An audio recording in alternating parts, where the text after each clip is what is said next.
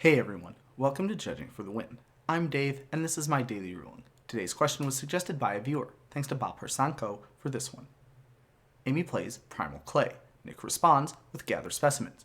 Which player decides what type of creature the Primal Clay enters the battlefield as?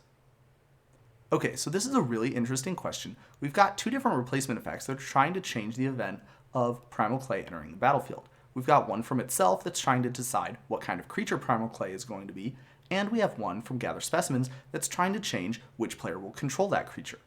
So, you might already know that if there's two different replacement effects that are both trying to change the same event, then the person who controls the affected object is the one who gets to decide which one applies first. What's less well known but relevant here is that there's actually some constraints onto which choices can be made in this type of situation.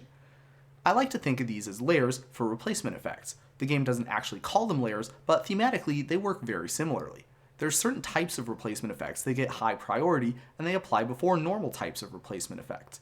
As you can see here from this rule, replacement effects that change which player is going to control an object that's entering the battlefield are one such type of special high priority replacement effects. Therefore, Amy has only one option when she's choosing which of those replacement effects should apply. She only is able to choose the Gather Specimens replacement effect because that's one of the high priority replacement effects and it has to be chosen if it's available. This means that Nick is the one who's going to control Primal Clay when the other replacement effect applies. Therefore, he will be the one that makes the decision as to what type of creature it's going to enter the battlefield as. Very awesome question.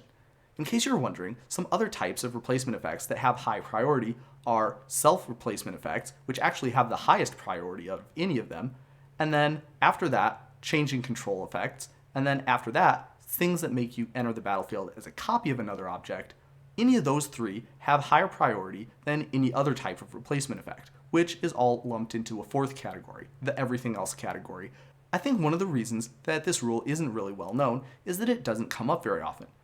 Almost all replacement effects are in the fourth normal category, and in situations that do involve one of the high priority categories, it's generally possible to determine pretty easily what the right answer should be. That said, this is certainly one of the cases where that's not the case, and it's a really awesome question for that reason. And that's all I have for you today. How did you do? Join me again tomorrow for another daily ruling, but until then, I hope you have a great day.